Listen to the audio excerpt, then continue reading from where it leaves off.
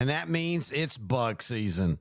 Heck, who am I kidding? It's always bug season in Texas. And that's why you need Grandeur Pest Solutions in your corner. They're locally owned and operated. They're trained, they're trustworthy, and they have a proven record as they have been in business for almost 10 years. They provide pest control against ants, bed bugs, bees, roaches, fleas, wasps, mosquitoes, rodents, spiders. If it crawls and you don't like it, they're probably going to take care of it for you. Now, they serve all of the Dallas-Fort Worth area, and they're locally owned. These two guys have been running this business since 2013, and every year they get bigger and bigger. But you know what they still do? They still have great customer service. In fact, if you get a hold of them, they're usually going to have your quote and your job ready to go within 48 hours. That's pretty good. Now, you can call them for a free estimate at 469-809-1769. You can find them online at Grandeur4, that's the number 4, shore.com. You can also find them on Facebook. Just type in Grandeur Pet Solutions, and we are so happy that they're title sponsor for Outdrink the Coverage in Car Motor Company is your destination for classic and late model vehicles in north central Texas, located at 302 South Caddo in downtown Cleburne. They have everything you're looking for, from classic cars and trucks to late model cars and trucks, convertibles, and SUVs. If you'd like to call ahead of your visit, they can be reached at 817-666-1111. With inventory changing weekly, there's a little bit of everything at Car Motor Company. Be sure to visit the website www.txcar.com. That's www.txkar.com to keep up with their ever-changing inventory. They're open from 9 to 5:30 on Tuesday through Friday, and at 9 o'clock to 3 o'clock on Saturdays, closed Sunday and Monday. And also, if you mention this advertisement and Texas 2-Seam during your next visit to Car Motor Company, they'll give you $200 off any vehicle purchase. Stop by Car Motor Company while you shop and eat in historic downtown Cleburne. Again, you can give them a call at 817-666-1111 or visit their website at www.txcar.com. That's www.txkar.com.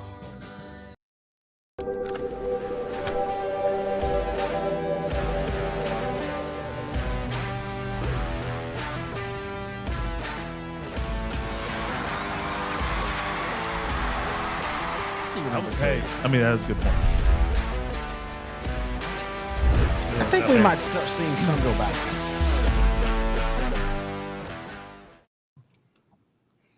Hello, everybody, and welcome to episode 6 of the Texas 2-Seam podcast, the Outdrink the Coverage Baseball Happy Hour number 2. My name is Ryan Fox, joined alongside Terry and Noe. Gentlemen, how are we doing today? Doing well. How about you? How about you, buddy? I'm doing well. Had a great weekend. Y'all have a good weekend? Not bad. Yeah, nice and relaxing.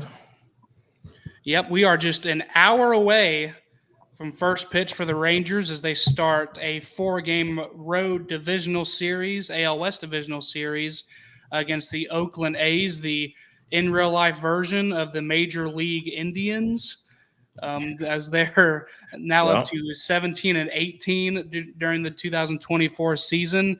They've won 10 of 13 and have won 6 of their last 7. And the Rangers start that series in about 1 hour in Oakland. It is Monday, May 6th. The first week of May is almost concluded. It's been a really eventful one for the Rangers. And a couple other unfortunate injuries as they seem to be snake bitten so far in 2024. First, Nathan Eovaldi being put on the 15-day IL with that right groin tightness. They took him out of, I think it was Thursday night's game against Washington the night before they took off to Kansas City for that 3-game series, which we'll touch on later on in the show. And then now Wyatt Langford out with a hamstring strain. Just seems like the Rangers, they're pretty snake bitten so far at this early point in the season. I don't know if that one, though, isn't a blessing in disguise with Wyatt Langford. I think it allows them to sit him and let him kind of refresh and kind of, figure some things out.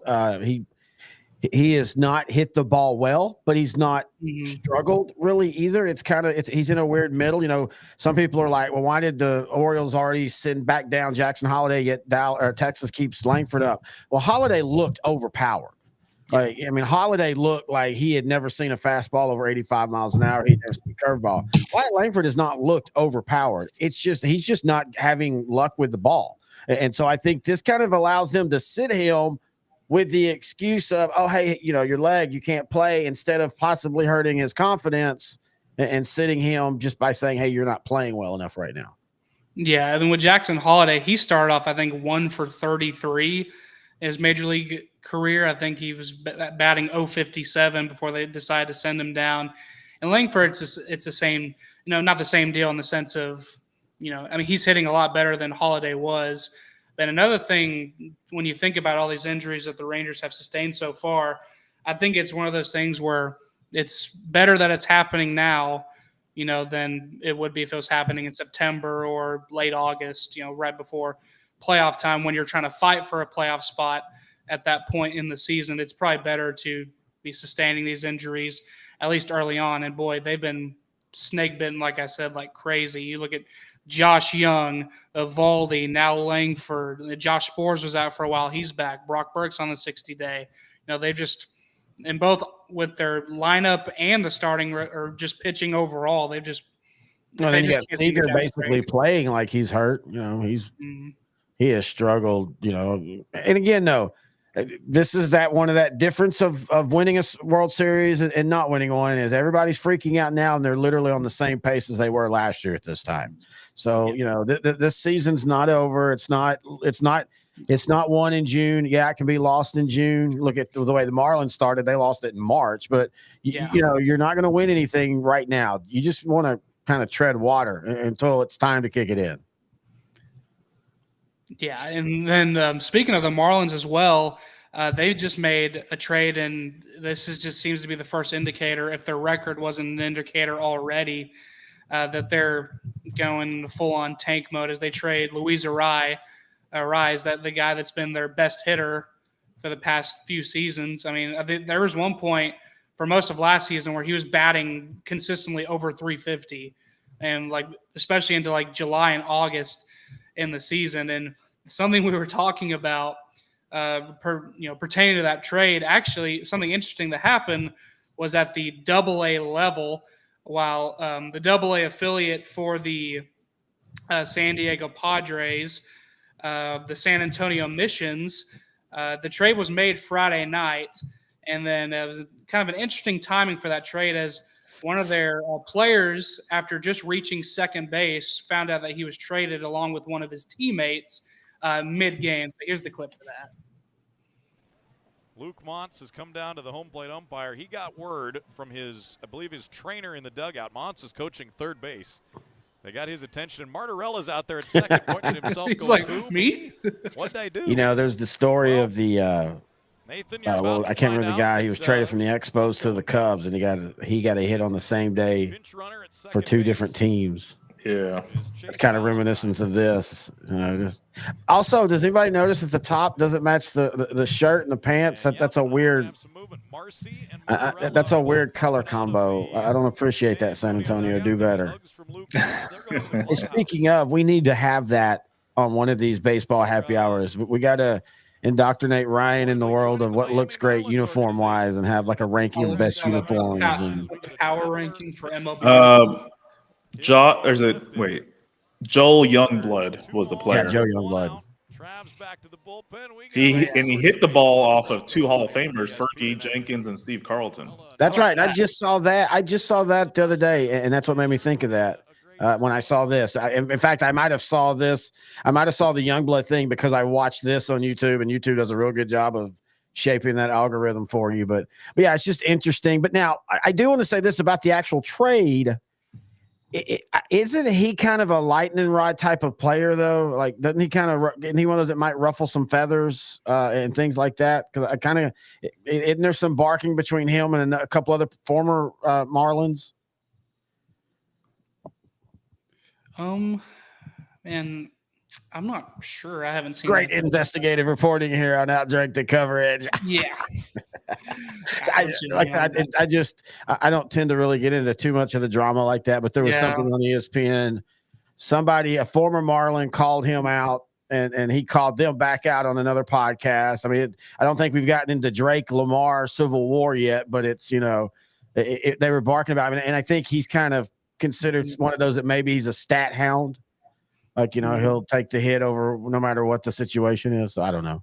But yeah, you're right, though. It does show that the Marlins got fool's gold last year. It happens almost every year. A team that shouldn't make the playoffs makes the playoffs, and it actually hurts them long term because it forces them to kind of keep that same team the next year that really kind of played above their abilities. And so, and you got to bite. You got to bite and hope that you've actually created some kind of foundation, but obviously they hadn't.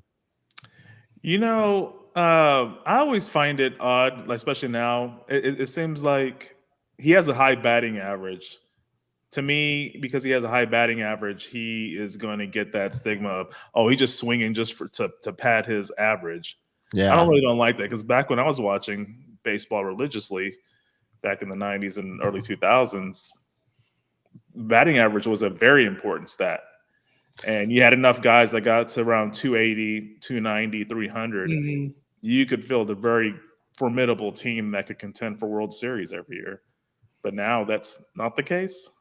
Yeah. So, I always joke that the 2011 Rangers broke me, and they did. But what really, really broke me is where baseball started going after that. And it became the home run and, the 2-run home run or nothing. And, I don't know if it was Joey Gallo or somebody basically saying, hey, it's better for me to swing for the fence, because if I get a single, that doesn't usually mean anything.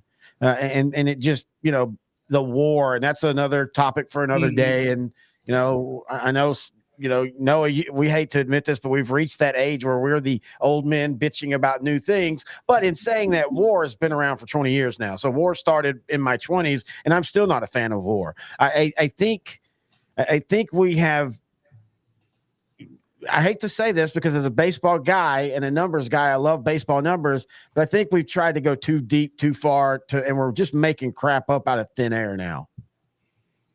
Think it's because of the athletics, Billy Bean. No, I just think it started before that. It started with Bill James. Bill James, sabermetrics. I mean, that was pushing that a long time ago. And it was, and the problem I have with it is it's again, I feel like I said this every time we do a show, Noah, but I say we don't, we used to celebrate the losers. We used to talk, damn, those late, those early 80s Astros never quite got to the World Series, but they were fun to watch, and they had some epic moments and, things like that. We were just talking about it a few weeks ago. The 77, 78 Texas Rangers, man, they were really good, but they get lost to time because they didn't win a championship. And it's the same thing with how we play the sports now. Everybody just tries to do the same thing because that's what the percentages tell them. And so what it has done is it's created this, it's copy, it's copy and paste. We don't have teams that play for the doubles like, the Whitey Herzog Cardinals. We don't have teams that are, 4 deep on the pitching staff and they play for, 7 innings and get to the bullpen. Everybody swings for the fences. All the pitchers throw as hard as they can. And it gets boring. Yeah, baseball has really become an analytical game more than anything. I think back in the day, like you were mentioning, is more based on feel or like a game by game basis. It's more of like, hey, this guy's not hitting it against lefties, or this guy's not pitching well against lefties, so let's take him out and bring in our righty or something like that. It's become a very analytical game.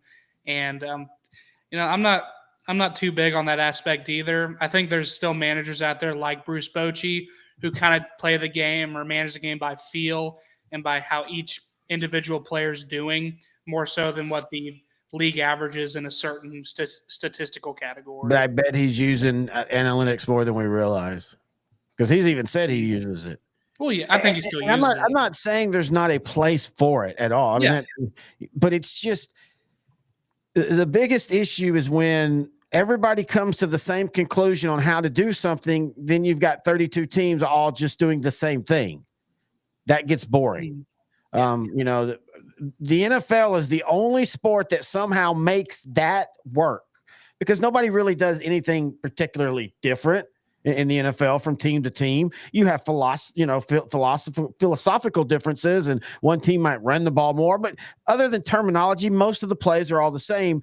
That works for football, NFL somehow. For baseball, it doesn't, because every team, no matter if every team's trying to just hit home runs or if every team was just trying to play small ball, you've got to have that balance to make it enjoyable for everybody to watch.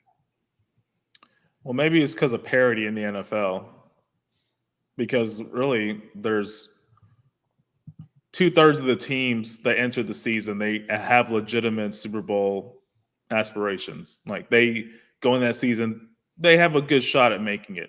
MLB, it's 6 teams, if that. I mean, let's go down the list this season. Like, what? The Orioles, Phillies, Dodgers. Braves. Mm-hmm. Yeah, even the Yankees this season too. Yeah, Yankees, Rangers. Like, who else? I don't really count anybody else, really. I mean Guardians are good. Brewers and Cubs are good, but Royals. But I know everybody's getting big on the Central right now, but I feel like that's just a lot of coincidence that they all kind of got hot at the same time. But they're going to eventually fall back to we're still a little early in the season to start setting concrete foundations of thoughts and things.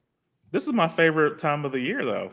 That's why you love the idea of can the Mets continue this after everybody buried them, things like that. Washington or the Mariners. Mariners have one of the best starting rotations in baseball right now. Well, we knew that was going to happen. Yeah. The Mariners, it's can they find enough runs consistently over the season? That's going to be the thing, because when the Rangers offense is playing well, when the Astros offense is playing well, they're going to still score on really good pitching enough that you're going to have to score back. And that's the only that's the thing for the Mariners. And for the West, nobody's taking hold. And as a Ranger fan, I'm glad, because I don't think the Rangers could take hold right now if they needed to. I don't know. I think that A's are about to get to 100 wins. I don't know about that, but this is going to be a pivotal series, though, for the Rangers in Oakland. If they drop, they somehow go in there and just drop 3 or 4, that'll put them in 3rd place. Because in that scenario, that would probably put the Rangers behind Oakland. But I don't see that happening. No, I'm not saying it wouldn't shock me if Oakland swept Texas right now, but it's May. I know. Even when I was a kid, I realized early, because if you're a Ranger fan, you knew hey, we're hot going into the All-Star break, and then lose 9 of 10 out of the All-Star break and you're out. You just learn not to trust the early part. And also, I just think we're in an era where everybody kind of, I'm not going to say they don't try, but everybody kind of has the agreed, we'll all go about 90%. And then as the season goes along, you kind of started, stepping up that intensity. And then by the time you hit August, everybody, you're fighting so I just think it's way early, but I'm like, no, it's fun. It's really, really fun, because you do get to see, because some of these teams will figure a way out. Oakland, will it be Oakland? Will it be Washington? Will it be the Mets? 3 teams that nobody expected anything of that have started decently. Can the Marlins figure it out and make another run? Because let's not forget, last year they were really, really bad until they had a big winning streak. So I love this time of year, but you have to remind yourself it is early. 100% agree. But hey, baseball needs all this kind of excitement and fun. Yeah. Even though I don't really care for the analytical push in the sport, I do like that they've shrunk the time of the game to 2 hours 40 minutes, or a lot of times less than that. So that's kind of on the longer end at this point, like 2:45. Some of these games are running like 2:10 to 2:20 now on average. So if you're pushing 3 hours, that's long even with the pitch clock. I think that's one of the best things they've ever done, and I'm actually watching more games because of it.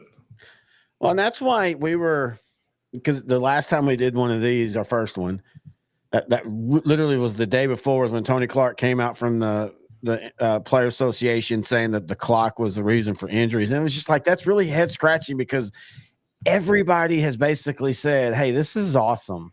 Even people and I know there are still some hardliners who will say they're never, they're going to like it. But even people that I know that were claiming they wouldn't like it before are now like, you know what? Yeah, that's kind of awesome. And I love the extra base rule in the regular season. It's just like the 3-on-3 for hockey. It's fun in the regular season because you don't want to get the game over and get on. You want to find a winner, but you also don't want to kill your bullpen for 2 weeks to find that winner. So anyway, I don't know where I was going with that, but that's my point.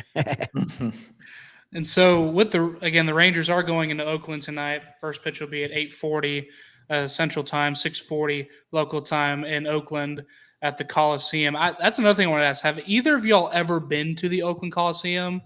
I know it. I don't know what year it opened. I know it opened.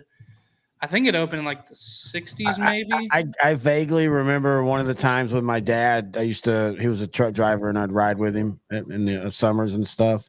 And I know we went through like San Francisco and Fresno, and I think we drove past the Coliseum, but I don't, I've never been in there or anything. Yeah, I was watching YouTube over the weekend, and there's this guy I've been watching for years. His name's Troy Dan. Yeah. He's from Canada, but he just vlogged. Like he spent a weekend going to the Coliseum for the first time and then just filming the infrastructure and just how many empty seats there are. It's really sad to see because there was a time where that stadium would fill up. I mean, it's been a while. Yeah, but see, even in the 70s, the Charlie Finley A's, payroll was always an issue. Mm-hmm. That's why that great team that – at one point was besting the Big Red Machine of Cincinnati, that great team. That's why it couldn't stay together because he couldn't afford it. Yeah. So Oakland, and even in the late 80s, when you had that run with the bashing A's, it wasn't like the city was like the Red Sox fandom or, even the Ranger fandom. So it's baseball, all the sports, but baseball especially, it's always been a kind of a fight in Oakland. The Oakland Alameda County Coliseum opened its doors in '66 to the Raiders, and then 2 years later, the A's. That makes sense. Where did I thought when the Raiders started? Did they start in Oakland and then go to Los Angeles and then came back? Okay. That's why it's so confusing. Yeah, because I think when they played in LA, they shared the Rose Bowl with the Rams, if I'm not mistaken. So that's kind of got that mixed up, but that makes sense. Actually, I think the Rams in 1980 moved to Anaheim. Oh, I think maybe I can't remember. Yeah, that's right because they played on the Angels field. Yeah, so in '79 the Rams made it to the Super Bowl. That was their last year in actual LA proper.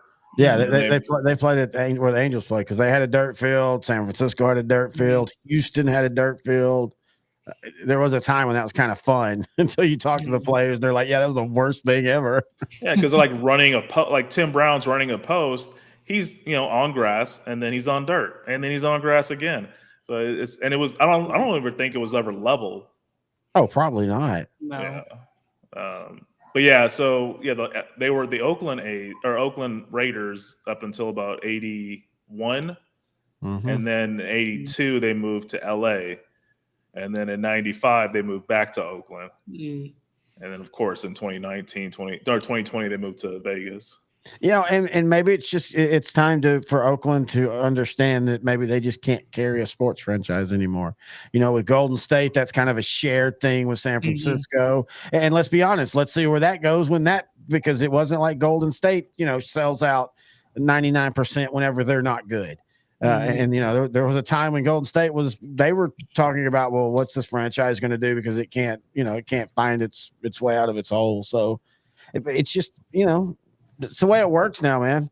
And good on city. As much as I'm a sports fan, good on cities that say, look, guys, y'all make billions. We're not funding it.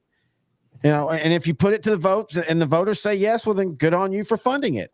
But, this idea that cities owe, and as big of a sports guy as I am, cities don't owe sports franchises stadiums. Yeah. And I know there's been an effort by the athletics front office to, I don't know, either renovate the Coliseum or build a new stadium entirely. Probably both propositions have probably been brought up.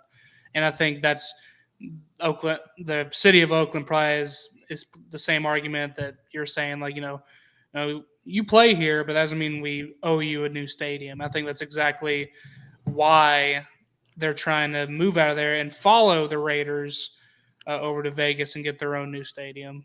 Yeah, but I mean, so are you going to all of a sudden then start spending? I mean, because if you don't, you're just doing the exact same thing. That's going to wear off. So the Ranger ownership found this out. They put this new stadium out, put an air condition. It's a roof. You don't have to stand outside.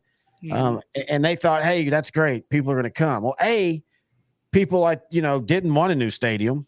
The ballpark in Arlington is a beloved stadium by Ranger fans. It says loved by Ranger fans as Camden Yards is by Oriole fans, as Red Sox, all that.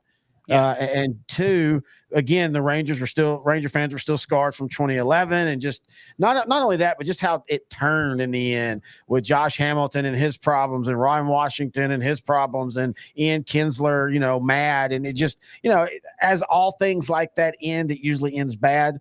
So everybody was burned on that, and so then they realized, what we got to do? We got to spend our tails off and win. And people will forgive us. And guess what happened? Everybody has forgiven them because they won a World Series. Now, I will contend, is this a thing that's going to hurt the Rangers long-term winning a World Series? Does that make the owners decide, hey, we won it. We're not going to pour too much money in? Because I kind of feel like, and I get the idea with the contract and stuff, and I'm glad they didn't give Jordan Montgomery a big deal, but still, I'm kind of worried that this World Series might actually trump a long-term run for the Rangers. Yeah, and then it looks like we have a question from Mr. Ray Bennett. I believe that's Terry's father, if I'm not mistaken. Father? Ooh, I am your father. So when the injured Ranger pitchers start coming back, Taylor Malley, Max Scherzer, and Nathan Eovaldi coming back, whenever the rotation gets to full strength, what happens to Dunning, Heaney, and Gray? I think probably the same thing that happened to those guys last season, when they brought Jordan Montgomery over as well, and when Max Scherzer came back during the ALCS, that they sent Dunning, Heaney, and Gray into the bullpen. And I think that's probably what they'll do when it comes to full strength. Well, and all those guys aren't going to come back at the same time, and all those guys aren't going to come back 100%. Jacob deGrom, I'm not counting on this year. Not this year, what they say. It's been proven. A Tommy John is 18 months. After that, you're great, but it's going to be 18 months, and we won't hit 18 months till like August. Yeah. So I am not counting him. So you're going to need these guys unless you're trading. Now, again, Gray started really bad, but the last two games he's pitched well, even in the loss. Yeah, he's got a sub-3 ERA now. I think, and if there's one of those three guys listed that would probably stay in the rotation as some of these guys start coming back, it probably would be John Gray. So I think with Andrew Heaney, I think he's better in a long reliever bullpen role, and you can never have too many left-handed arms coming out of the bullpen as well. I think Dane Dunning is one of those guys. He's probably, when it comes to his starts, he's probably the most comfortable if he can go 4 or 5 innings. So I think he especially last year, towards the latter half of the season when they moved him to sort of a long reliever role, I think he excelled in that as well. And it's good to have guys in your bullpen that have starting experience or, multiple inning experiences, especially earlier in the season, because if you bring back a Max Scherzer, then he goes out with an injury in the third inning or, whatever, something like that. Then it's good to have guys like that in the bullpen who started the season and have a lot of innings pitched in a starting role to where they can go for another 3 or 4 innings just so you're not using up too many arms out of that bullpen. Great point. This is a good problem to have. Yes. Where you have depth. That's usually been a issue for the Rangers in years past.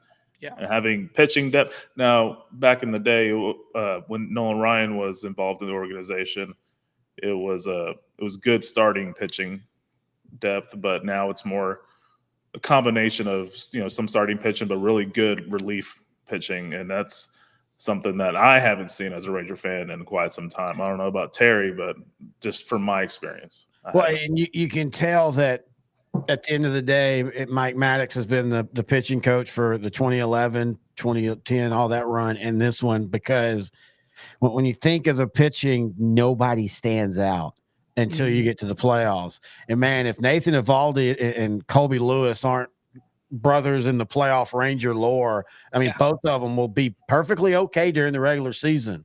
But man, you get them into the playoffs and they just turn it on, and that's what that's what this staff does, and that's why again, it's easy to stress, but man, you just can't worry. You just gotta trust the moves, because to me this feels exactly like last year did, except for nobody else in the West has taken off. So instead of feeling like you have to play 65% ball, I mean winning 65% of the time, you're fine treading water as long as nobody stretches out. And I don't think anybody in the West is. I do think the West will play better through the things. I don't think the Astros are completely gone or anything, but no. But I do think the West is treading water. I think the Central is a kind of false hope right now. I think they're a bit of a pretender division. And when you look at the Astros, their starting rotation overall still in shambles. I think Christian Javier still on the IR. I think Hunter Brown made his return sometime this past week, or maybe even today, but he didn't do too well. But it was his first start back from injury. You know, their rotations really hurt. I think they're kind of in the same boat in the Rangers in that respect. If they can get back to full strength and stay as consistently healthy as they can, again, it's a long season. There's going to be, you know, it's like that quote from Lou Brown in Major League. You know, people, they get sore arms and, you know, strain muscles and stuff like that. It happens, you know, but I think the Rangers and the Astros are both in that kind of boat respectively, especially when it comes to their starting rotation. Yeah. And again, you know, do you try to trade like you did last year? Do you go forward? Because look at, I'm just using, teams tend to trade for the same players, but you're looking at like Arizona hasn't started well. So would Jordan Montgomery be back up on the block? You know, things like that. I would prefer, honestly, if it happened, I'd rather just punt on the year and not trade arms. Again, that winning that World Series can either insulate you and allow you time to rebuild out and fill in some holes, or it allows you to give up. I'm going to assume they're going to say, like, we want to keep winning. So if you don't have to trade the farm this year to win this year, you can be like, you know what? Okay, we just didn't have enough arms. Let's retool. Let's make some decisions. Let's go back at it again next year. And I'd rather them do that, because that's dynasties and long runs in quicker when the farm system gets depleted, because you start trading those bodies and those arms. Yeah, and that's something that there's people out there that say, oh, well, the Rangers won the World Series, but they're going to be just like the Nationals whenever they did it. They lost, but when they won the next year, they pretty much clean house, and they didn't re-sign guys. They didn't have that much depth in their farm system. But I think it's the polar opposite for the Rangers. I think they have a lot of strong arms, even in AAA. With Jack Leiter, again, he didn't have the greatest start of his MLB career, but I think he'll get more innings later on down the road this season. And guys like Mark Church, who have had a really good, even though he's injured right now, he's had a really good, season so far at AAA. And then, and they just had to bring up a guy from AAA, a guy who'd been on the roster to start the season, and Yerry Rodriguez. He's coming up for Nathan Eovaldi while he's on the IL. And then today the Rangers brought up Jonathan Ornelas for Wyatt Langford, one of their outfield prospects playing at AAA. He's batted .278 with 11 RBIs and a .720 OPS. Again, obviously that's going to be in a placeholder role until Wyatt Langford comes back. And then again, talking about Eovaldi before, Aaron Jackson, one of our listeners, and he was on the show with me last week. He was talking about the update for Nathan Eovaldi per Kennedy Landry. There's no hernia. There's just a mild groin strain, which is kind of what was expected. I think when they took him out of the game on Thursday, it was kind of more of a precautionary move than anything. But it's a good thing that it's just a strain, and that it's looking like he'll be back before June rolls around. Yeah, it's a long season. You can't just have people pushing to play 150 plus games. So it's a smart move. Yeah. And do you guys think Corey Seager's at 100% yet? Do you think there's any underlying things that's just not being publicly stated about his slow start? Or is it just one of those things where the expectations from how he played last season are so high that just, as far as from a fan's perspective, anything less than that just seems, not a failure. That's not the right word, but it's just a hard level to, Yeah, again, where it's the same thing with Evan Carter and even Yes. Wyatt Langford and how he started in training, spring training. Yeah. But for Seager, I don't think that he's hurt right now. I think though that hernia. I mean, let's remember he basically lost not only most of spring training but most of his off season. Yep. And so I just think he's slow. And again, I also think there is that hey, let's just let's stretch our legs into this season. Let's everybody else right now is not. Taking the world by storm in the West. So let's just we'll get our stroke when time's needed. And so again, I know I sound like a broken record, but baseball is just played different now. And it's just, everything is in August, and just survive till August is kind of how it works now. And it's kind of all sports have figured that out. Just survive. Hottest team usually is not the best team. Just be the hottest team. Yeah, that's the story for the Rangers playoff run last year. I think you mentioned it here on the show before, Terry, and on the Outdrank the Coverage happy hours, that the Rangers had a good roster last year, but I think they got hot at the right time. And that was a big reason for, their historic run throughout the 2023 playoffs. Again, the only team to go 11-0 in a postseason run. I think that's a really good point.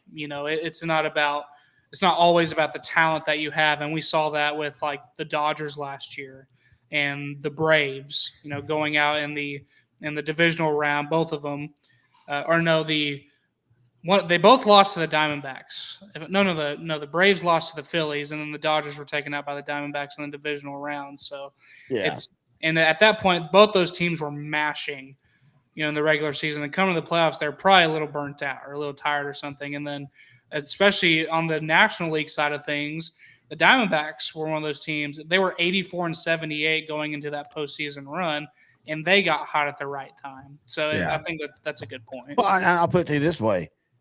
In a 7-game series, who wins? The 2023 Texas Rangers or the 2011 Texas Rangers?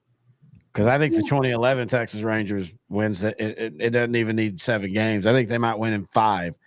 Again, that 2011 team, it will get lost into time. It'll be remembered as choked, all that deserved, not only because of 2011, but what happened over the next few years. That literally was a dynasty that was right there that just fell apart. But man, that team was loaded.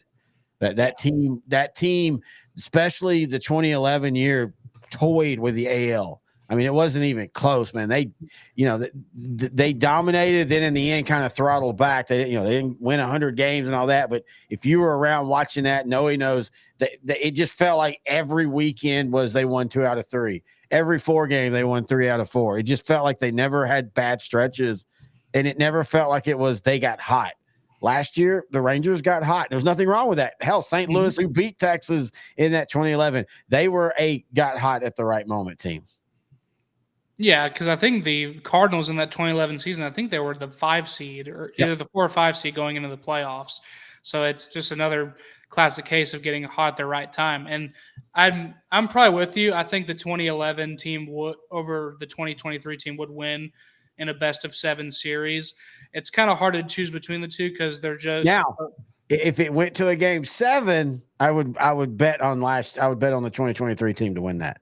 If it went to 7, I would bet on the 2023 team to win it.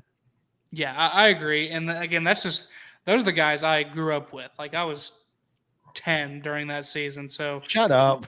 No, like seeing those guys like Colby Lewis, Josh Hamilton, and Michael Young, all those guys.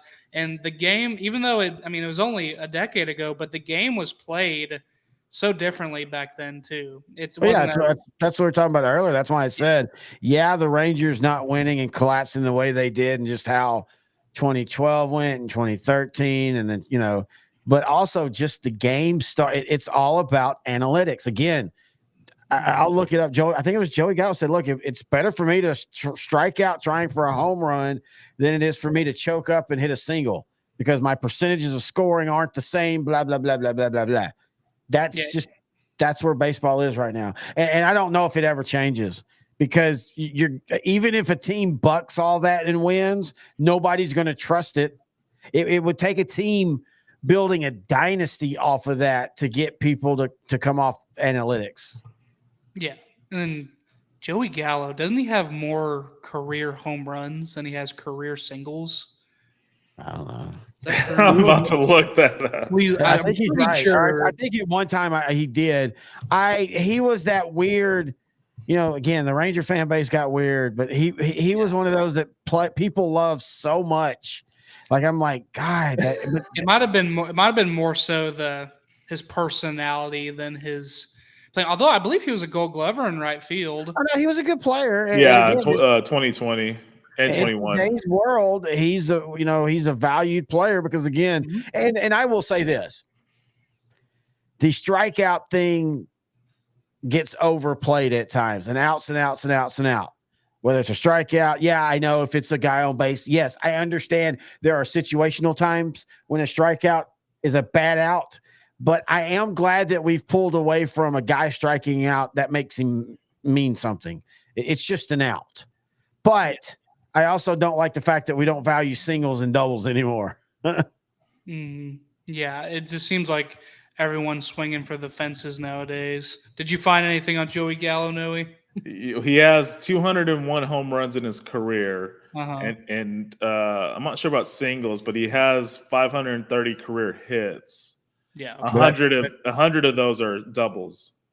Okay, so that's 300 right there are the home runs and the doubles. So, oh my God, that was not far off. yeah, I don't think he has many triples. But so most of the rest of those are probably singles. So and again, nothing against him, but he was that weird. There's always a dividing line in every fan base, and in large fan bases or teams that are really really old, there's multiple dividing lines.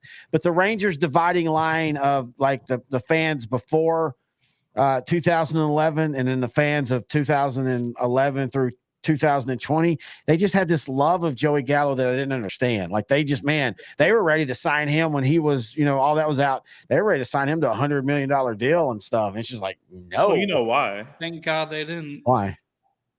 They wanted another Josh Hamilton. That's a good point. Yeah, outfielder slugger. That makes sense. Yeah. Going back to y'all's fantasy question about the 2011 Rangers versus 2023 in Game 7. I've been tossing it back and forth. I think I'm going to go 2023 because I'm not sure who the starting pitcher on that 2011 Rangers team would be in Game 7. Would it be C.J. Wilson, who's probably their best pitcher, but not as good in the playoffs? Or is it Colby Lewis, who is a borderline Hall of Famer in the playoffs? But wait. All right, so here, do this. Take those teams, flip the managers. If it's Bruce Bochy, you're going – both of them, you're probably going one for 3, the other for 3, and then figure it out after that. If you're Ron Washington, you're going by feel, like total feel, like hey, just whoever I feel. The other one, be ready. That's a good one. I think it's Colby. Colby always just felt like the guy that when you needed a big play. And let's also not forget Derek Holland. Dutch Holland, yeah, I loved him. He kept the series going the year before. He kept the series going at San Francisco, he did get the one win. Yeah. I mean, honestly, as far as just pure best one game pitching performance in Ranger history, that one's right up there. Yeah, I mean, he went like an 8 1/3 or something like that. Oh my God, I mean, it's up there. But yeah, and that's the one thing that those two teams have the same is their pitching staffs are all kind of just a bunch of hobgoblins because the 2011 bullpen was very dominant until they needed to be, and then they struggled. And then the 2020 or the 2023 bullpen was very terrible until they needed to be. So who do you really, really trust in a 7 game? The one that pulled it out for a month or the one that had done it consistently but failed? That's the fun things. That's where the baseball stats are fun and fun to talk about. Yeah, I'm just looking at that bullpen, just that whole lineup from that 2011 team, like Neftali Feliz, Alexio Gondo, Darren Oliver, old guy.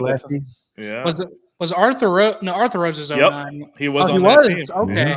Yeah. Former Mariners closer. Mm-hmm. You always got to have that former closer that Chapman. You got to have that guy that's still got the gas, but for whatever reason, he's just not the closer anymore. For some reason, all champion teams always have that. Yeah, that's true. I think Chapman had been on another team that something similar happened. Chapman's done it a couple times now, hasn't he? I think so. I'm trying to think of the other team. It was I know the recent. Cubs. Yeah. I think Wasn't it? Yeah, but I'm trying to think of it might have been another team after that. But anyway, yeah. You brought it up earlier though, right? I don't want to be the Washington or the Royals. Though the Royals went to back-to-back World Series. That run was kind of like the Ranger run, but they did get a World Series out of it. But it kind of felt like it got unfulfilled too. That's why I try to tell people, even if it looks like it's set up perfectly, it doesn't happen most of the times. That's why you got to embrace it when it does. And the Rangers postseason run was probably a year or two earlier than most people anticipated. If it would ever happen. On a run. Oh, go ahead. No, I was just saying, if it even would ever happen again, that's my point. Is the world is littered with teams that coulda, shoulda, we thought were gonna, that's right. And it just so when it happens, it's so pure when it happens, and it's so rare. But once it starts to happen, we just all assume, it's going to keep happening. We all fall to that, and you gotta. The great ones know when to step back and go, okay, let's stop now when it's time. And that's where, like in sports, the Yankees were great for so long. Where the Belichick and the Patriots were great for so long. Knowing when to cut with people at the time it was needed, they had, outlived their value. And that's the hard part of that. Yeah, that makes sense. I mean, the Royals. I lost my train of thought. I'm sorry. The Royals kind of did it right, but it just didn't last long. The problem with them was actually in 2013 they had a really good team too. Exactly. And they kind of came on late, and that carried over to 2014. And then 2016, I think they were 81-81, so they were still competitive, but they had built that team years prior. Yeah. They just got to the point when they were actually good. All those guys from that farm system were in their late 20s, early 30s. So they only had a short run at competitive to the top, and it was a good run. They just couldn't sustain it. That was all. Yeah, Rangers GM Chris Young was on that roster too. I think when they won, did they win it in 15 or 16? I think it was 15. He got a World Series ring with them, and you also got to remember. You said it best that they had their run and they ran it as far as they could. And John Daniels, and again, we're going to have shows one day about this, the odd Ranger fan hate for John Daniels, because it makes no sense to me. But John Daniels back in like 2016 said it like, unless you're the Dodgers, the Yankees, the Red Sox, at that time, the Red Sox, and you're willing to spend $150 million for every player, you have to ride your talent as long as you can, trade as long as you can, and then accept that at some point you're going to have to tear it all down and do it again. And so that's the question we have with the Rangers. We have this like 5 or 6 year window. And for me, I'm like, what are you doing after that?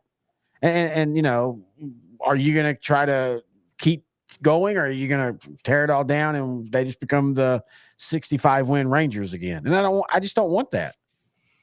No, and I think their building up of their farm system that they've had has put them in a good position, at least potentially, for years to come. Just with the farm system that they've built, I think they have a top 3 farm system in baseball. And I think they just have to continue to be smart, with both their offseason or other free agency acquisitions. And I think they did a good job last year again with that midseason trade, getting Montgomery. I think they're going to have to hit on a trade for either starting or relief pitching before the trade deadline of this season as well. If they're going to, I think that would give them their final oomph and final push to make another run for the World Series this year too. Aaron Jackson asked us to talk about Shohei Ohtani's start and also the Dodgers. Hey, look, it sure is funny how everybody was ready to conspiracy, all that. And then when the FBI kind of laid out everything, everybody was like, oh, okay. And the whole time Ohtani's just head down, ripping. I mean, that's impressive to me. Yeah, it's scary. I think he's batting .364. He had 2 home runs in their game. It was either Sunday or Saturday. He had a 2-homer game. He's been mashing the ball, and it's scary. He's being this effective, and he's not even pitching. This is just him when he can only focus on hitting because he won't be able to pitch again until next season. I mean, he's been no, does he pitch again? Because I don't think he does. Ever? Oh, Yeah. wow. I think he does. I do too. I really do think he'll pitch next year. That's part of the reason why you pay him $700 million for 10 years. Like you're getting 2 players for the price of one. Yeah, I don't think that was ever really in the cards. There's a reason Babe Ruth had to pick eventually, and the game is even way different compared to back then.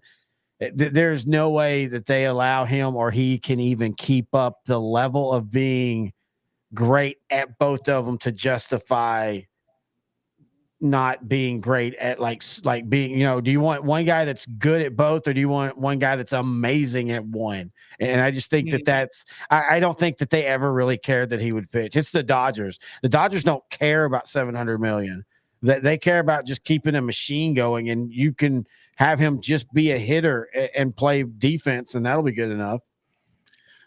Yeah, and like Aaron mentioned, Walker Buehler has had a good start. And Yoshinobu Yamamoto, the pitcher they signed from Japan, you wipe out that really rough start he had when they played the Padres in South Korea. He hasn't lost since then. He's had a phenomenal start adjusting since they moved back. Since they started pitching in LA and the regular season really got into full swing after spring training. He's been really good. So I think you're right, Terry. I think at least for right now, they don't need him as a pitcher. And, he's been phenomenal, one of the best hitters in baseball. And I think a big reason for that, because he was already an elite hitter anyway. But now since this is really his primary focus is just hitting, being the everyday DH, I think he's gotten even better offensively. No, let me ask you something, dude. Okay. Let's say he signed with the Rangers. Because, until the whole Bally's thing, a lot of people, I never understood why, but a lot of people felt that Texas was going to be the favorite. So let's say he signs with the Rangers, and then all that betting stuff happens. I don't think he's able to kind of just melt back into the background in Texas, even a World Series winning team, Texas, but still a Texas team that doesn't have the star power as the Dodgers. I don't know. I just don't think that. I think the pressure would be greater in a smaller market where the media would be focused more on him 24/7 during that whole betting thing. Well, one, I don't think he would have ever left the West Coast. I think his options would have been Seattle, Dodgers, back to the Angels. Okay, let's just say he stayed with the Angels. Good point. So let's say he stayed with the Angels and then all this happened. I think the same thing. I think it plays different. That for most players, I could probably see that where it would get to him, but he could just be one of those guys that can just compartmentalize and just put that all to the side. And once he hits the field, he transforms back into the best player in the world. Yeah, and I think you made a great point, Terry, about him kind of falling back because of the star power. Not to mention just the market and how this team is covered in the Dodgers. But they have a star-studded roster. They have Freddie Freeman. They have Mookie Betts. They have Clayton Kershaw. There's more than one guy that's going to take the limelight whenever he's on the field. So I think that does make it easier too. Yeah, well, I mean, with the Angels, he didn't really have to. I mean, he had Trout, but it was just them two, and that's why they were always average at best. All right, so you bring up Trout. Let's talk about it. Another injury. Mm-hmm. He's out. The Angels wanted to let us know, hey, it's not for the year. So that means it's probably August or September. But it's not for the year, but close enough. Close enough. Has he done enough to be a Hall of Fame player if, let's say, he plays for the next 5 years and they're all okay, but never great years or never even really good years? They're 18 home runs and 70 RBI years and, 250 average, and he only plays about 80 games a year. Has he done enough to make the Hall of Fame? I'll let Ryan answer first, and then I'll answer. You know what? It's tough. It really is, and it's tough because of the teams that he's been on. You know, like roster wise, he's obviously always been on the Angels, but the rosters that he's had on, he hasn't really had a chance to win. I mean, and since his first season when he was drafted and then he debuted for them in 2000, was it 2011 or 2012? Yep. 2011. Yeah. 2011 when he made his debut. I can't have the Angels even made a postseason appearance in that time frame. Yep. Yeah, he's had one postseason appearance. 2014 with That's right. Josh Hamilton. He came over Mark there. Trumbo. And he didn't play particularly well, if I remember correctly. Mm-hmm. And I think they got swept. They did. But in saying what you're about to say, I mean, baseball is still the one sport that God bless them that championships don't rule all. I will give baseball 1,000% credit for that they don't do the whole, hey, championships matter, so let's put in guys or let's keep guys out because they haven't won. Aaron Jackson said yes because sports writers have an outsized love for him. I don't think it's outside. I think Trout is legitimately this era's Mickey Mantle. Now, his injuries are for different reasons, and Mike Trout lived a different life, but just pure on the field, what he did, even when hurt, and what he could have done, he is this era's Mickey Mantle. I do feel it sucks that I don't think we'll ever see peak Trout again, but we never truly saw peak Ken Griffey Jr. And if you want to compare, he's kind of had the career that Ken Griffey Jr. had. Started really hot, and then injuries just really kept him from ever truly reaching a pinnacle of top 5 baseball player ever. And Griffey was on that pace until he went to Cincinnati and started having the injury issues. I'm glad he finally kind of turned the other corner toward the end of his career, kind of like what Frank Thomas did toward the end of his career when he went to Toronto and Oakland. But going back to your question about Trout, I think he's a Hall of Famer. I mean, he has almost 400 home runs. He's been an MVP 3 times. He's been a runner-up for MVP another 3 or 4 times. So definitely a Hall of Famer. It's more for his individual performances. Unfortunately, a team is not a one-man show. So unfortunately, the Angels just can never build a roster around him competitive enough to make it to the playoffs, let alone even reach the World Series. Yeah, I think that's a good point. And, just after that, I might have to say yes. I was kind of not sure. But again, it's like you said, Terry, it's kind of a, when it comes to accolades in baseball, it's more of an individual team or an individual thing because one guy doesn't, one guy can obviously improve a team, but I don't think one guy alone makes or breaks an entire team's performance. I mean, he can definitely help, their odds and give them more wins. But, I think as far as his individual accolades go, you take aside the rosters he's been on and the lack of playoff appearances. Again, that wasn't necessarily his fault. Yeah, I think he's done enough to be a Hall of Famer. Now, first ballot, no, but I think eventual Hall of Famer, yes. Yeah, I do kind of agree with Jackson on that one. I don't think it's outsized, but I think if he gets in, it's first ballot. I think that I don't think there's. I have that whole first ballot, 20th ballot. To me, you either are or you're not. Yes. That's one of those things I would change. But anyway, so you had put on the outline, Ryan, producer of this show, pretenders, contenders kind of question at this point. Terry, say it right. What? Oh.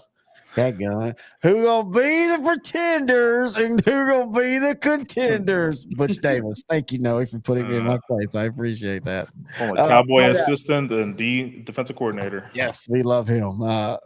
Even though he was terrible after that, he did some really crappy things in North Carolina. But anyway, you had put on the list. Let's talk about the teams who we think are real, who are going to make playoff runs, and then maybe teams who aren't. And some of these might be record-wise flipped to where they are right now. I will still contend. I think the AL Central just are all getting hot in a random moment at the same time. I do think Cleveland is real. But again, Cleveland, what were we, 7 years ago where Cleveland was real? And this owner won't pay. And so they're going to they're going to reach a limit, and then he's going to get rid of them. So I think they're real now, but sadly, I don't think they're built for the long term. Yeah, I think the AL Central overall, you can kind of look at them like that with the Royals. I have the Royals as one of my quote unquote pretenders. They are 20-15. They are second in the AL Central, but again, they're kind of offensively, they're kind of in the middle of the pack in the league. And although their pitching has been solid overall, I just don't think I don't even think they'll be able to keep up with Cleveland. And for that alone, I mean, I could probably see them squeaking in. And I know it's early, probably a little early to be, making this argument, but I could see them squeaking in and being a wild card team and potentially winning to get a bid into the divisional series later on this year. I don't know, man. I will say this. I talking about numbers. One of the numbers that I have noticed in all of sports tend to matter. Unless you have those weird teams like the Dallas Cowboys this last couple of years where when they win, they just blow teams out by weird numbers. Mm-hmm. But point differential matters. And Cleveland has a plus 44 point differential or run differential in baseball. At 23 wins, the Royals have the exact same run differential at 20 wins.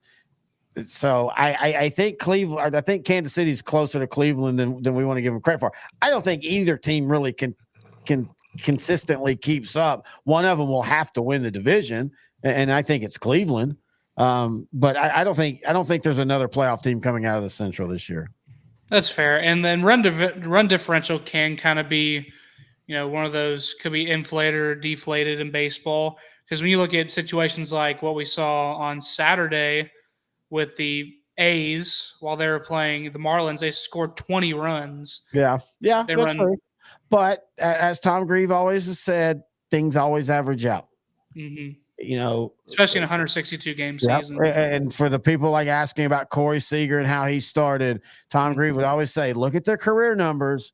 They're going to always pretty much end up right around there. And so I still contend all that's going to be the same when it comes to that kind of stuff with run differential.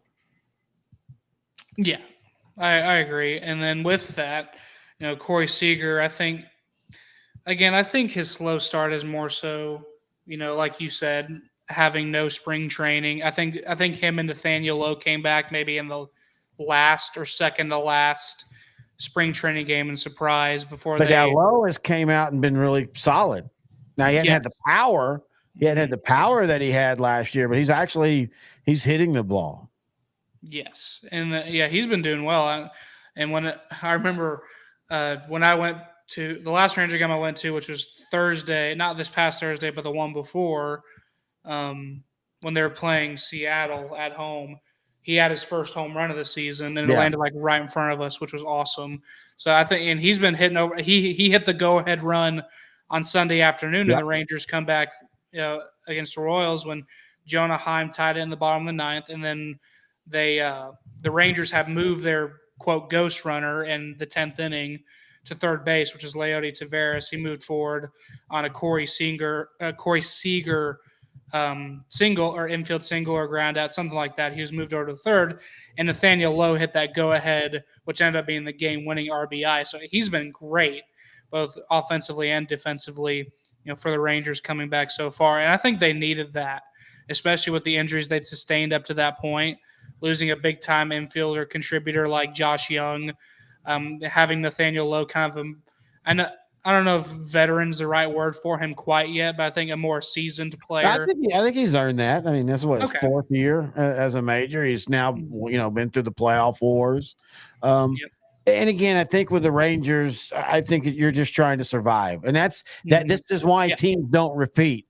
This is why it hasn't happened since the Yankees. And it's only happened amazingly only I think it was 19 times, some weird number in the modern history of the World Series, because it's one of those, any sport, whether it be hockey, basketball, or baseball, when you're playing so many games over a stretch, it takes so much out of you, and then you add all those extra games, and that's it's just really hard to bounce back from that, and that's why you don't see repeat winners, and you don't see It's more rare. It's more common to see like the Rangers, even though they lost back to back, but they went to back to back, and then like the Royals, they went to back to back, lost 1-1. That's more doable than winning 2 in a row or 3 out of 4 or anything like that. Yeah, and like you said, it happened 19 times, and baseball's been played since what, the 1880s, 1860s, something like that. So it's just, and of course you factor in the modern World Series and playoff format, but still that's a long time, and only 19 times happening. It's just a rarity, to say the least. It just doesn't happen very often. I like it. It means it's hard to it's a competitive game. It's a very mentally challenging game. Yeah, that's kind of the reason why I liked it when I first started watching it. I mean, outside of like all the home runs that were being hit and some of the larger than life characters that were like, I think one of the last characters I remember is probably Manny Ramirez. Oh, Manny being Manny. Adrian Beltre had that. Him and it took Elvis bringing that out, and it's so funny how Beltre went from being a lot of, and Manny the same way. They both were being criticized as being sullen or moody and all that, and they just had a personality that somebody had to drag out, and it's again, baseball's kind of like NASCAR now. They all might be wearing different uniforms, but they're all doing the same thing. And it's just got kind of boring. There's not true personalities. And everybody's worried if somebody flips a bat too many feet down the line. And baseball's at a weird point right now. And it's fun to talk about that in of itself because, I don't like all the changes in baseball, but I do like a lot of the changes. Like we talked about the time and things like that. I just wish that we'd have teams be more willing to do things differently. Yeah, and there's all those, quote, unwritten rules in baseball that kind of apply to that. You kind of duck your head and just go about your business. I think a cool thing that, has been implemented into like the national broadcast and for Major League games, we've seen it on Apple and ESPN when they have the on-field, mic'd up interviews with the players. They have one with Brandon Marsh of the Phillies on Sunday night, and it was very entertaining. They were asking him like, what if he could pick 3 teammates to start a rock band with? Who would he pick, and what would the name be? And then as they're asking him, they hit a fly ball to him, and he's running, and then he says something while he's catching it. I think as far as the media goes, when they're covering baseball, especially like in a live broadcast format, I think they're trying to implement ways to give the players an opportunity to, kind of be personable and just, and do. I think they're trying to do that, but it hasn't become like a day-to-day part of the game quite yet. But I think it will in the future. Well, because you got gatekeepers and you've got people like, again, I'm going to have former Ranger Jeff Fry on here soon, and we're going to talk about it. And I love him, but he's a gatekeeper and he complains about all the new rules. And I'm like, dude, you've got to adapt to your fan base. There is no sport, music, movie. There's nothing entertainment wise that has ever forced the audience to adapt to them. You adapt to your audience, and the audience now likes that. And they realize, hey, a dude in left field can name his rock band from his thing and still make a play. Because guess what? If you've ever played the game in left field, you're probably thinking that same kind of crap as a ball is being hit to you. People try to make this shit be more like life or death. I'm just going to use an example. People are complaining that Micah Parsons has a podcast in the off season. What the hell do you want him to be doing? Just sit at home and do nothing. Yeah. What do you say about Travis Kelce, or back in the day when everybody had their own radio show? The beautiful Harvey Martin. Yeah. Oh, is it because they won Super Bowls? It's okay. That justifies it, but it doesn't. It didn't change anything before. But that's the same thing with baseball. Like you've got to make this, and that's why. I get it. I understand jersey sells, but the biggest thing they're making a mistake right now is not allowing baseball players to wear their own uniforms during all-star stuff, because that's how you identify. That's how you connect. That's how you like teams. That's how I always, kind of dug the Phillies because they just looked really cool in their all-stars when they were wearing their maroon red instead of their red, things like that. And they're losing that kind of connection. Also, they can sell a jersey. And I get it, man. You want to make money, but at one point, what that extra billion matter over losing your individual connection to these sports and these fans and stuff like that. Yeah, I remember just even when I was little, which wasn't that long ago again, that in the All-Star games, they all wore their own individual uniforms. Like all good 4 years. Yeah, and all the American League, teams would wear all their home whites and everyone else would wear their, team colors, like whether it's purple, red, whatever, they'd all wear their own uniforms. And it was cool because you could, actually get a feel, and it honestly might have been easier just to keep up with each individual player because you're like, oh, this is a guy from the Phillies, so it's got to be Bryce Harper, just for an example.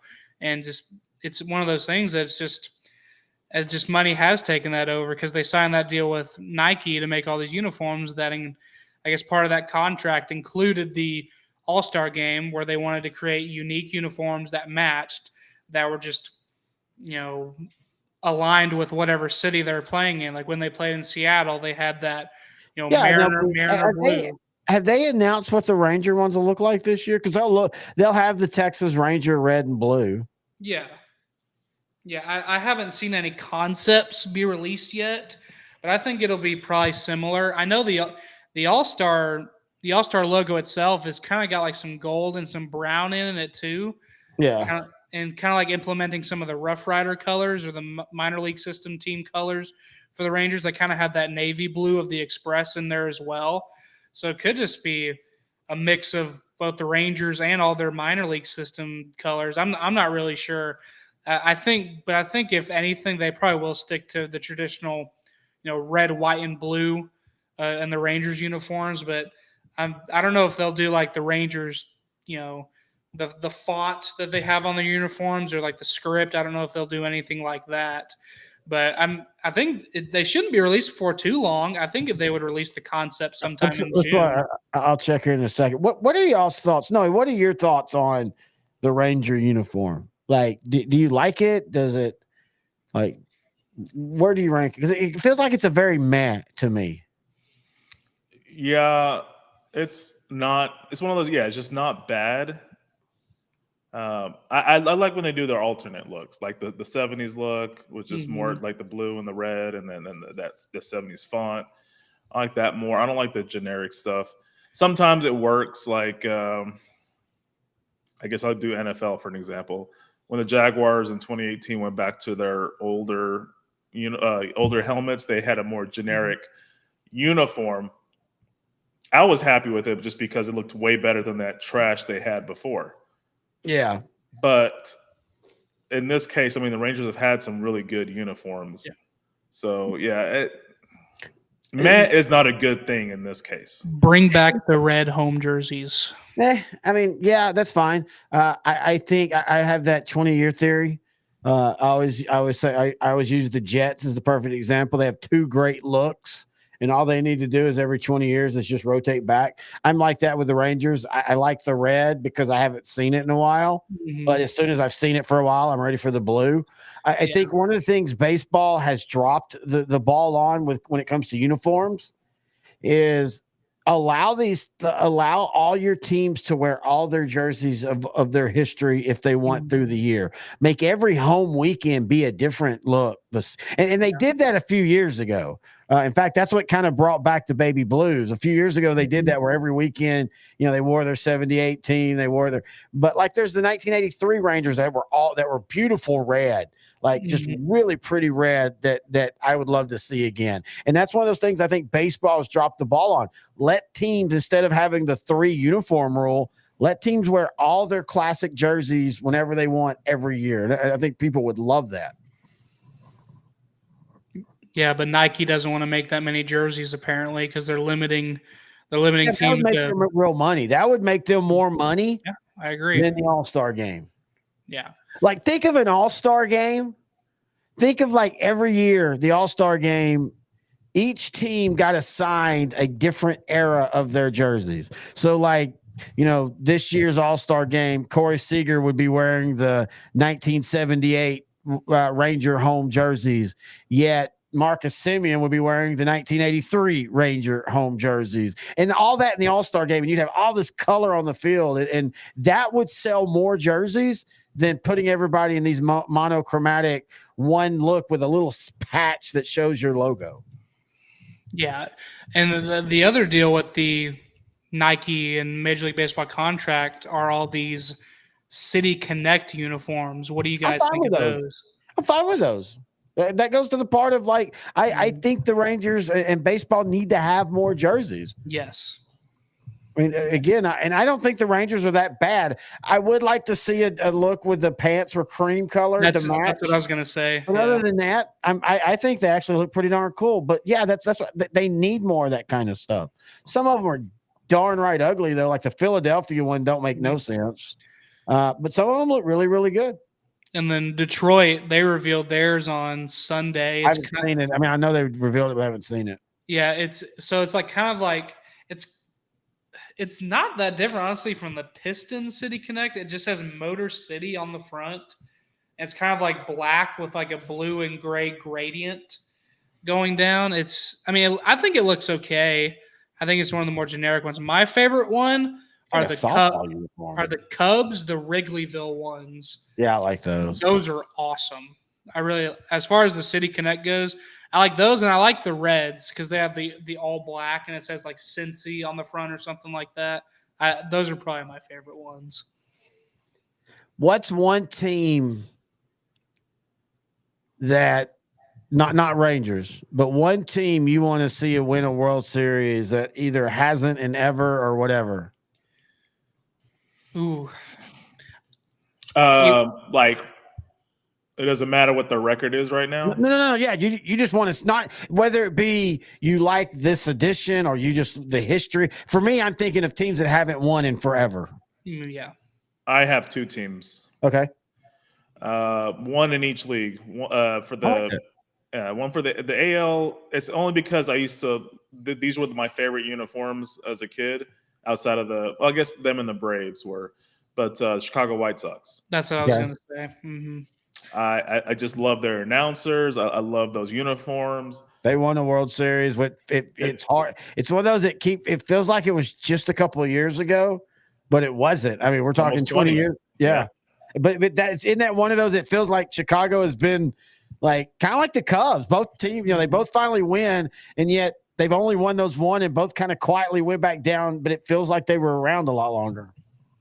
Yeah, the White Sox, the early mid 2000s, it was like just that 1 year, and then the other years around it were more just mediocre. I think in 2008 they might have won the division too, but it was a team that was built on some strong veteran uniforms. And Aaron Jackson brought the yellow 70s A's uniforms. Yeah. Yes, those were beautiful. Oakland still has great uniforms now. When they wear the green. Yeah. Like the green button down looks. I mean, that is.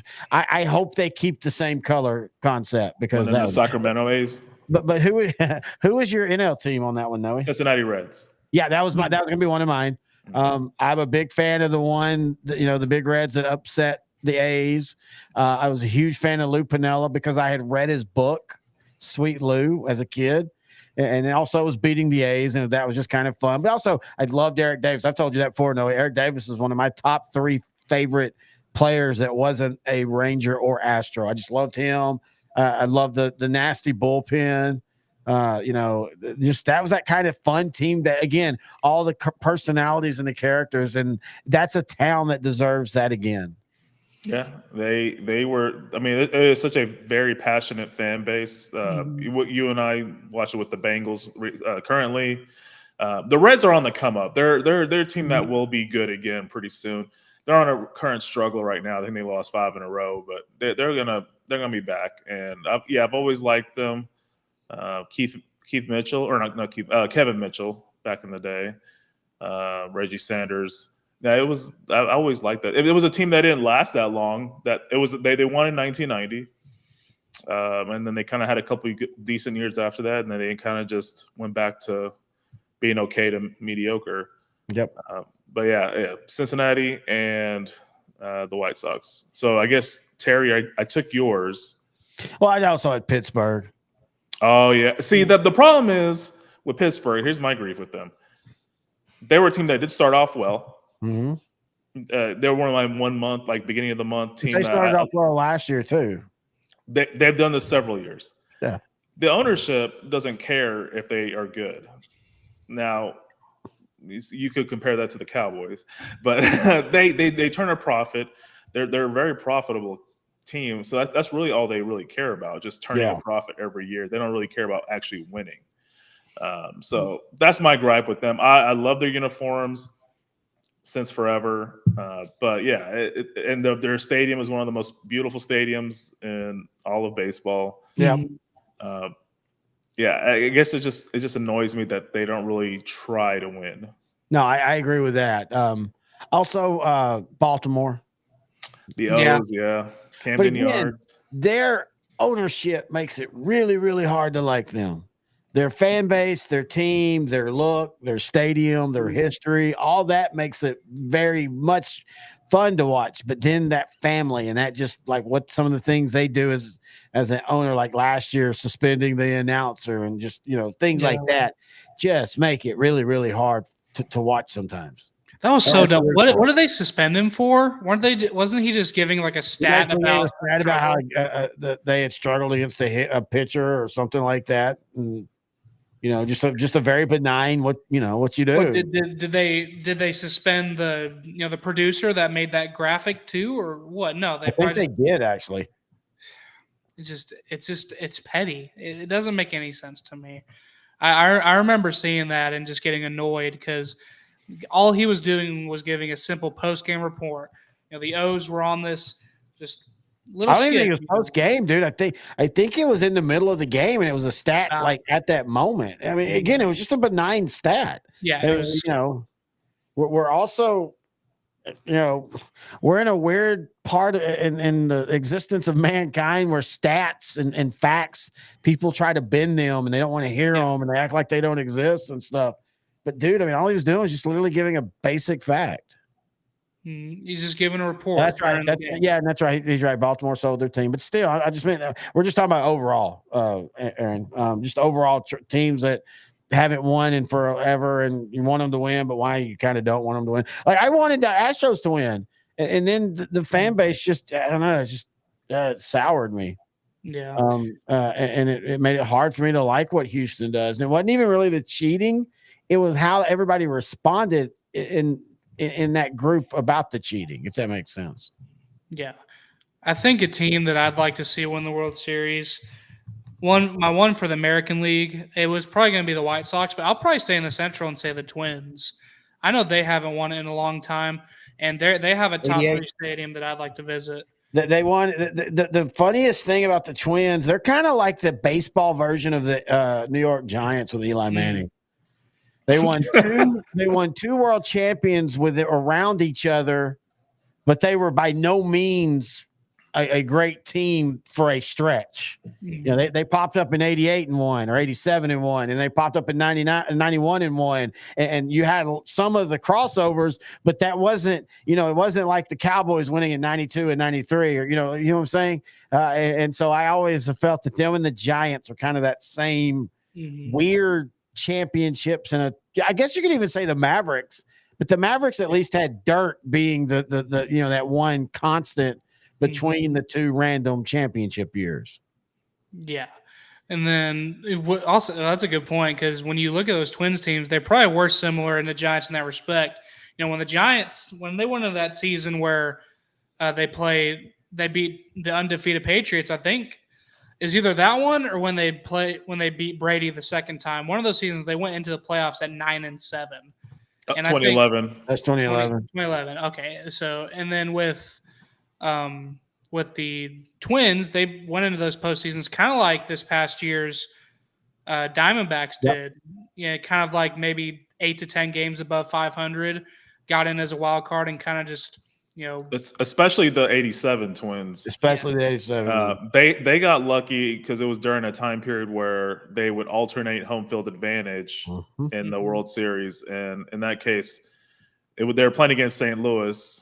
And, the whitey ball, or small ball, as Terry likes to say, that was a great St. Louis team in '87 with Vince Coleman and all of them and Ozzie Smith. They should have had the home field advantage, but because of the rules at the time, the Twins got to play, and they were so strong at home. Yep. But which is funny because if you think of the Metrodome, you would think that would have played really well to small ball, because that's what the Metrodome was, one of those hit it up the gaps and let it roll forever type things. But the Minnesota Twins pitching was just so good. And it's weird. The Dodgers kind of feel like the Braves of that era, and the Cardinals, as you're talking about, teams that make multiple World Series, might win one, but you feel like they're going to always leave 3 or 4 on the table that people are always going to scratch their head at. Yeah, for the Braves, I remember that '96 team that was up 2-0. They went into New York and won the first 2 games. So you're thinking, okay, they just won the World Series in that strike short '95 season, rolling into the World Series this year, going in New York, hostile environment, take 2. They're going to sweep or win in 5 games. And then the Yankee dynasty was born after that. So you never know what happens, I guess. But yeah, that is a good comparison. I think the Dodgers of the current age are the Braves of the '90s. And I think, if they're smart, like what the Braves are doing right now, they're not off to a very hot start. Like you look at they're doing well, but the Philadelphia Phillies have overtaken them in the NL East. So I think conservation is the key for the Dodgers and Braves if they want to make deep postseason runs, because I think they're expending all their energy in the regular season, like y'all were saying earlier. Talking 87 cards, Aaron Jackson said, don't mention 87. Too many cards, man. The call will live in infamy, and it sneaks brought up by the old heads. Let it go, Dad. Oh, man. That kind of goes with the same of the Ron Washington not pulling Nelson Cruz because he wanted him to be able to celebrate on the field. Speaking of a team I'm rooting for this year, even though they're in our division, LA Angels. I kind of want Ron Washington to have a successful season outside of his time with the Rangers. I always liked him. I do too, but it's good. I thought he might be able to surprise this year, but that team is so bad, dude. Like, their owner, for all the people that bitch about Jerry Jones, the Angels owner is what Jerry Jones does when he just keeps throwing money at it and he can't fix it. And it's not always about making the best free agency move. It's not always about making the big wild trade. You got to friggin' build a team. And I credit the owner for trying, but at some point, dude, pull back, figure it out. I just think it's going to take him a while. If they give him time, I think the Angels will be pretty scary in a few years, but we'll see if they give him time. Yeah, they start off really slow, and they're really, again, like we talked about earlier, the only guy that's really been had a good start for them was Trout. And now that he's gone with his injury, I think, did they put him on the 60-day to start at least? All they'll say right now is it's not season ending, so do not worry. Yeah, and with him being gone, I mean, they're just going to be dead in the water at that point. They've already been passed by the Astros, and I think as the Astros start to get healthy, they're going to start pulling away from LA, and LA might just end up. Oakland's not going to stay there. Oakland's not going to stay good. It's fun right now, but let me ask y'all this: they're winning 105 games. What are you talking about? Oh my God. And like with Aaron's question about the 87 Cardinals, wouldn't the 85 Cardinals be the team that would live in infamy? Yeah, against the Royals. The blown call. I don't know. I'm on a cards. I mean, I always like their uniforms. I like their history and whatever, but I don't. To me, just looking from the outside in, I think the 85 one would be the one that would just, make your blood boil, just because they had it in the bag against the Royals, and that one blown call kind of changed the series completely. Isn't it funny? And you could add Texas to that. It's the Game 6 collapse that lead to the last 7 game. Oh yeah, because the Rangers started well in Game 7 for like 1 second. Yeah, had the lead again. Had the lead early. Yeah. But I'm just saying, like, the Game 6s are where the collapse happens, and the Game 7s are always the duds. Boston Red Sox 86. Yeah, that's what I'm saying. And then 85 St. Louis Cardinals. and then Rangers in 2011. I just would love to see one time the team that collapses in the 6th just comes out in the 7th. And by the way, outside of the Dallas Cowboys, it's kind of fun to be in a sports era where Dallas now kind of is known for 7-game clutches. Dallas is 3-0 in their last 7-game series. The Rangers beating the Astros, of course, the Mavs beating the Clippers, and the Stars beating the Knights last night. I'll tell you what, that to me is the most impressive one. How about Coach Pete DeBoer now being 8-0 in Game 7s? Unbelievable. Yep, Cubs 2003 in LCS. He's right. The Bartman play. Bartman. It's the 6-game curse. But yeah, DeBoer's now 8-0 and here's the crazy stat. That was the Knights are now 2-2 in Game 7s, and he has been involved in every one of them.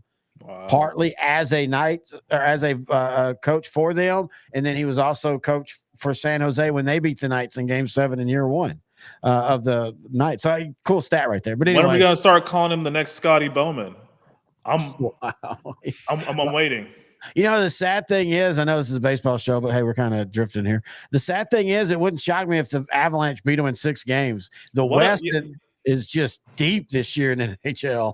What like a murder's row of matchups? Like you play the team that won the Stanley Cup last season in the Knights, and then now you're going to play the Avalanche team who won it 2 years ago. And you upset 3 years ago, or they might have won back-to-back. Yeah. And it could be one of those things where, like, you know, the Stars like, oh, we finally got that Golden Knight monkey off our back, and can they come down from that? I don't think you have to worry about that with them, because for them, it's all about Joe Pavelski getting a cup. Yeah. For them, this is that's the seminal moment, and that's what makes, like, Pavelski didn't even have a point in the last series, and it's not because he played bad. It's just, again, the Knights are a great team. They were the defending Cup champs. They kind of played around with the rules to allow them to stack their roster for the playoffs. And so him not having points isn't a good thing. But like Wyatt Johnson, who's living with him, has had a huge playoff. Everybody's literally like, this is for Joe, this is for Pavs. And so I don't think you have to worry about them being happy to get to the next round. It's just now you got to score when it matters, and your goalkeeper's got to be amazing. And let's assume they miraculously get past the Avalanche, which is no easy task. Nope. They got to play a young upstart Vancouver Canuck team or a high-scoring Edmonton Oilers team. I think I'd rather play Edmonton.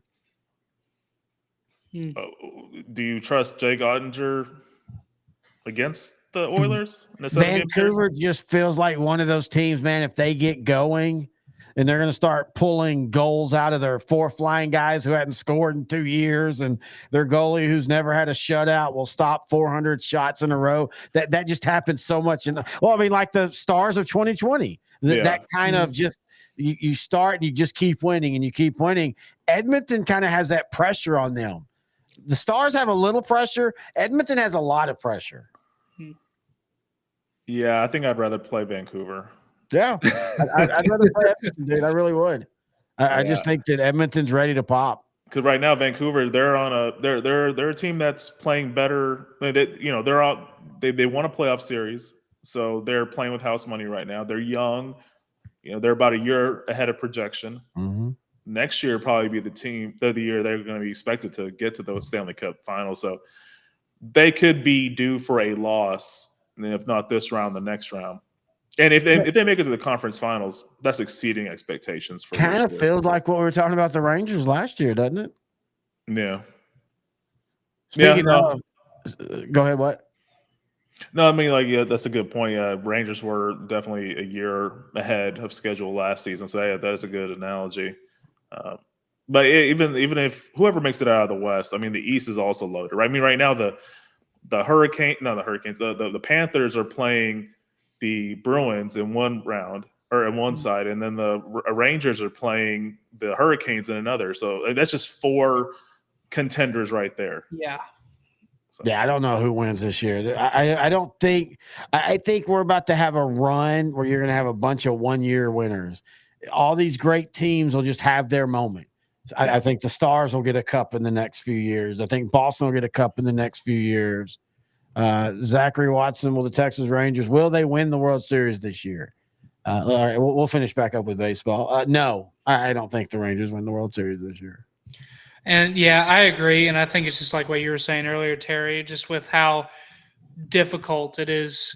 I mean, not to make back-to-back appearances, but to win back-to-back games. It's just, like you said, it's 19 times since the modern World Series format was introduced about 100 years ago. It's just the likelihood of it is just not very high. But No. will they – I think a better question when it comes to the Rangers, will they win another one in the next 5 years or maybe 2 in the next 5 years? Yes.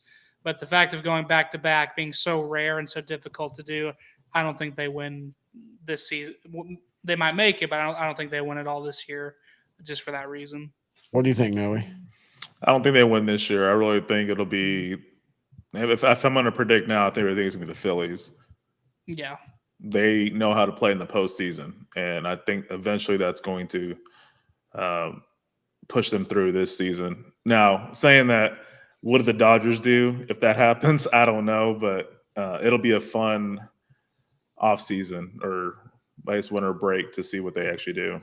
I don't think Texas does this year. I think Texas makes the playoffs this year. Yes. I think they probably make a wild card and might get beat in the first game.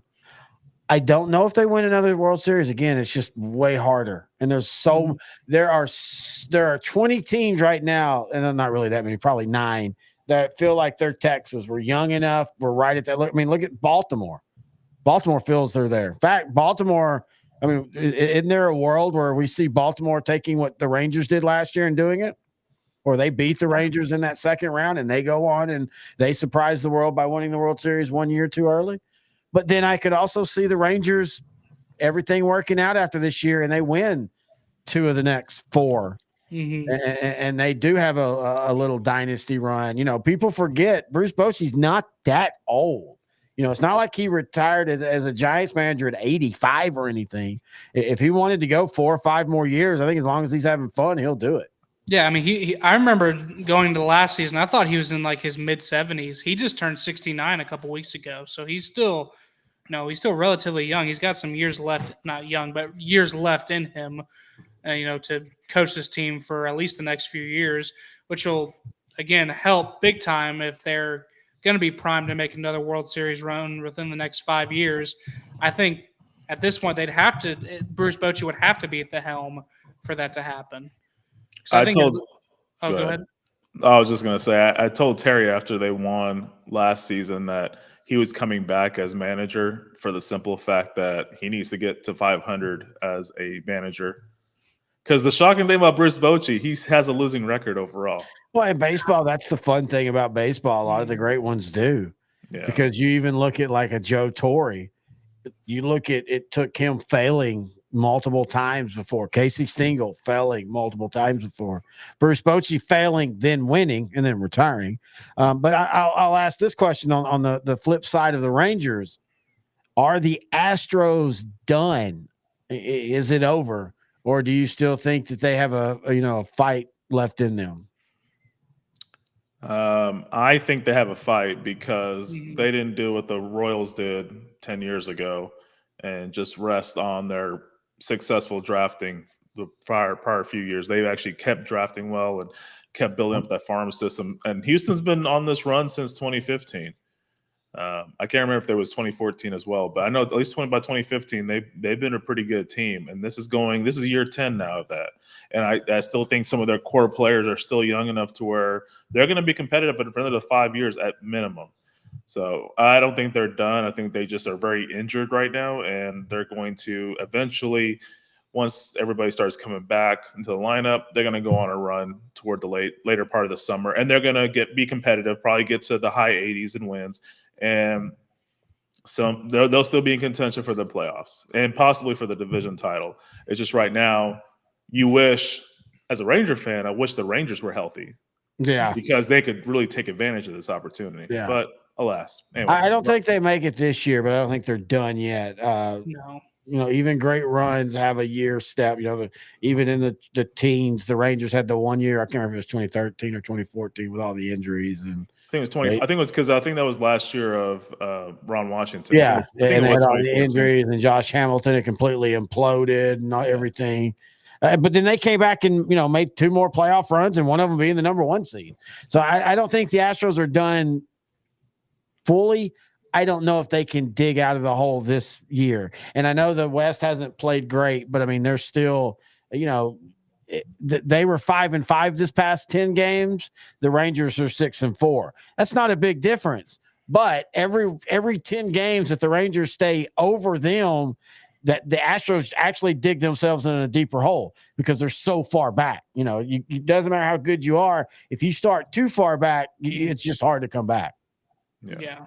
It's just a deep hole to climb out of. Even with that, the fact that there's 162 games in a major league season, that's why whenever I had Terry on the show for episode 2, one of the main points that you talked about, Terry, was the wins while you're as healthy as you can in April and May are the biggest ones because of the fact that you don't want to dig yourself into a hole. So getting off to a good start is one of the best things. Now it's baseball. It's a long season. You're going to have losing streaks. You're going to have winning streaks, but winning these games early is a big thing. And with the Astros, I think a big part of it again is with their injuries, brand new, manager making his managerial. Yeah, and that's a point people forget is the manager change matters. Yes, it does. Because when you go from Dusty Baker, the most seasoned of seasoned managers, then you go to Joe Espada, a longtime bench coach, making his first job as a manager of a major league team. It's just a natural drop off, and they're just not going to be, it's not going to be managed the same way, and they're not going to play the same way. Yeah, because they're just playing for a different manager with a different style and a different view of the game. That's a good point. So, but yeah, it is a big hole to climb out of for the Astros, but again, the Astros are the Astros. So I think at the end of the day, they'll still have that fight, like Noe said. And I think I don't know if they'll be back in the mix for the Western Division title, but I think when we get to that home stretch towards the end of the season, they'll be in the running for a wild card spot in the American League. No doubt about it.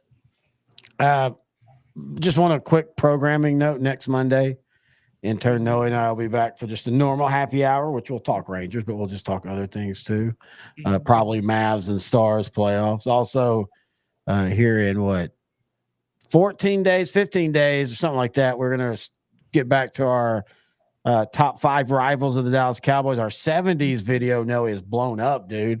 Love the fact that people are talking about it on Facebook and bringing up other teams, even though I have to explain the rules 100 times. Just watch the whole damn video, you bastards. But anyway, I just wanted to give those programming notes here as we wind things down. Yeah, and then I have one more to talk about as well. But before we and I'll close out the show with that. But before we do that, I want to give another quick shout out to our new sponsor of Texas 2 Seam and Outdrink the Coverage, Manscaped. They're a new sponsor of the show, and they gave us 2 codes that you can use when you shop online at manscaped.com. It's 20% off plus free shipping if you use codes ODTC, and there is one for Texas 2 Seam. If you use code 2SEAM, TWOSEAM, one word, you get 20% off plus free shipping when you order at manscaped.com. And take a look at the Performance Package 5.0. It includes the Lawnmower 5.0 Ultra Groin and Body Hair Trimmer, the Weed Whacker 2.0 Ear and Nose Hair Trimmer, and then as well as the Crop Soother Ball Aftershave Lotion and the Crop Preserver Anti-Chafing Ball Deodorant for all-day relief. It also comes with the Magic Mat Disposable Shaving Mats and then 2 free gifts, including the Midnight Bravo Boxers and then the Shed 2.0 Toiletry Bag. $75 value with those 2 items, completely free when you get the Performance Package 5.0 Ultra at manscaped.com. And again, please use our codes here at L4 Media, ODTC for Outdrink the Coverage, and then code 2SEAM at manscaped.com. And then to close out the show, I'd like to give an announcement for our next live edition of Texas 2 Seam. We will be doing our first baseball look back, where we will look back at the 1994-1995 MLB strike. Now, again, I didn't live through that time, but I'll be doing as much research as I can to kind of lay out the show. But Me I'll and be Noah relying. you're gonna be like Ken's Burns baseball. Where I'm Yes. gonna dress in a big white rig. I'll be like, I remember '94. That was back when the right people could drink the right water fountains. Just saying. Also, I'm gonna have to rely on both of you very heavily because y'all Ryan- was the Ryan- greatest. Ryan, I am so sorry for Terry's comment while you were doing the advertising. The '90s. I didn't have to use Manscaped. I had somebody do it for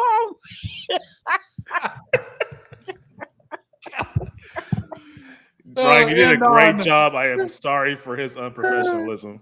Oh man! And on that note, that'll wrap things up for episode 6. Love you, Noe. Of Texas 2 Seam, part of Outdrank the Coverage on L4 Media. Thank you so much for joining us on this 2-hour run on the Outdrank the Coverage Baseball Happy Hour number 2. Again, another quick shout out to our sponsors, Car Motor Company in downtown Cleburne, Grandeur Pest Solutions, and of course Manscaped. Again, if you use codes ODTC or 2Seam, you'll get 20% off plus free shipping when you order online at manscaped.com. I want to thank you again for tuning in. Thanks again to Terry and Noe for joining me. It was a lot of fun as always. And we will see you guys next Monday as they will have their next live Outdrank the Coverage Happy Hour. And then we'll be recording episode 7 of the Texas 2 Seam on Sunday afternoon. So we'll have that out for you on L4 Media's YouTube channel on Monday morning as well. So thanks again for tuning in to today's episode of the Texas 2 Seam Outdrank the Coverage Happy Hour. We will see you guys next week.